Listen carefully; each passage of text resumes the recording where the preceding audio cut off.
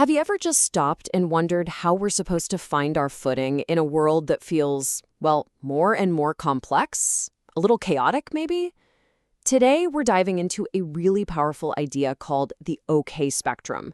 It's a way of looking at that whole range of feelings, from when everything's great to when it's absolutely, definitely not.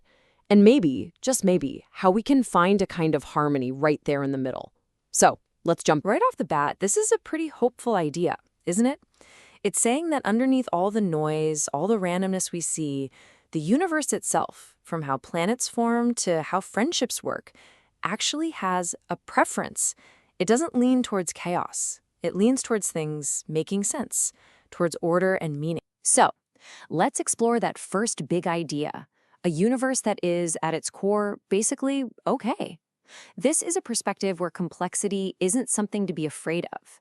Instead, it's this giant field of possibility that on its own kind of filters itself down into things that work, things that last, things that are, okay. And the name for this is complexity alignment. Okay, think about it like this. You've got gravity, right? It takes all these infinite possibilities of where a planet could go and filters them into these nice, stable orbits. Well, the theory says that human principles, things like reason or even just being honest, they do the same thing in our social world. They're filters that guide us away from total chaos and toward connections that are actually stable and coherent. This totally reframes something like ethics, doesn't it? Trust stops being this, this fluffy moral ideal, and it becomes this incredibly practical tool. It's like a lubricant for complexity. In a world with low trust, there's just so much friction, right? So much suspicion. But in a high-trust world, information flows, agreements stick, and the whole system just works better. It's more efficient, it's more resilient, it just is. And you can actually map this process out. It starts with S, for singularity, that's just everything, all the infinite raw potential. Then comes phi, which is the Greek letter phi, for the filter. These are those principles we talked about, like physics or ethics, that sift through all that potential. And they channel it into P for the plane, which is the stable, actual world we all live in. The big takeaway here? Order isn't just some happy accident. It's a filtered result. Okay, that all sounds great. It's clean, it's logical, but let's be real for a second. We have to square that with how life actually feels day to day. And that brings us to the complete opposite idea, the antithesis, the signal of dissonance. Because this is the question that just shatters that whole neat and tidy model, right? What about those times of real personal crisis, the anxiety, the grief, the chaos in the world? What happens when complexity doesn't feel like it's gently sorting itself out, but like it's coming right for you? And right here, you see the clash. The theory says the universe is tending towards order, but our lived reality, so often it feels like dissonance, where chaos feels personal. It feels targeted, malicious, and just deeply, deeply wrong. This isn't just looking at it differently, it's a completely different emotional world. From this side of the spectrum, that feeling is sometimes called living in the static. You know what I mean? It's that constant hum of worries, notifications, pressures. It just splinters your attention into a million pieces. You feel busy all the time, but you're not actually getting anywhere. It's all motion, but no forward movement. It's this state of being so overwhelmed that you just freeze. When we're in that not okay space, we're being challenged to actually look into that static and start naming the shadows that are hiding in there. And they aren't just vague feelings of anxiety, are they? They are specific things, that fear of failing, the guilt over something we did, the heavy weight of what other people expect from us.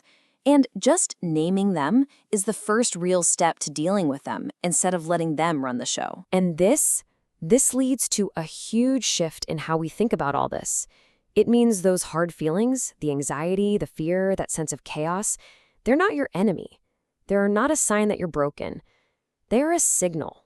They're a messenger, showing up to tell you that something's out of balance and that a change is trying to happen. So how do we possibly hold both of these ideas at once? The idea that the universe trends toward order and the very real feeling of dissonance and pain. Well, this brings us to our third perspective, a synthesis. It's about finding wisdom not in being in a fixed state of okay, but in the constant dynamic movement between the two. The most powerful way to think about this is that life isn't a problem that you have to solve. It's not a destination you arrive at. It's a dance. And think about any dance. You don't find the harmony by just standing still in one perfect pose, right? No, the harmony is in the rhythm, in the flow, in the constant back and forth. This really asks us to change our whole mindset. We have to let go of aiming for some static, perfect state of being okay, because that's probably an illusion anyway. The real goal is to find harmony inside the motion.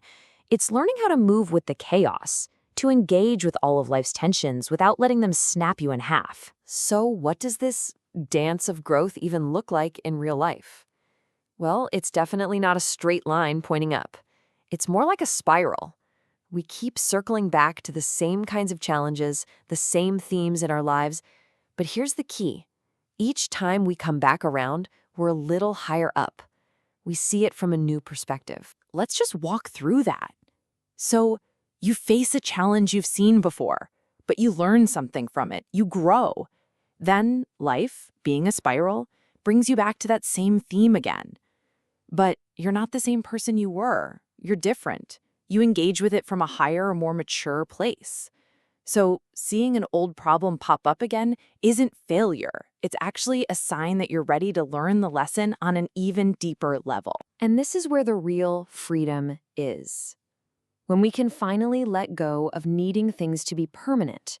A permanent job, a permanent feeling of being okay, a permanent solution. We find something so much better. We find transformation. Change isn't just about loss. It's the engine that drives all of our growth. And so all of this brings us to a final, beautiful, dynamic kind of harmony. It's the realization that meaning isn't some treasure you find at the end of a map. It's something you create, something you discover inside the ongoing, messy, imperfect, and wonderful dance of life. And that's it, right there. That's where we find a stability that can actually last. A real, deep sense of being okay doesn't come from getting rid of all the tension in your life. It comes from integrating it. It's about learning the steps to your own personal dance with chaos and finding a balance in that beautiful rhythm. So I'll leave you with this question to carry with you. What if the whole point isn't to finally get to a place where everything is perfect and okay? What if the most profound sense of peace and well-being comes from simply learning to love the steps of the dance itself?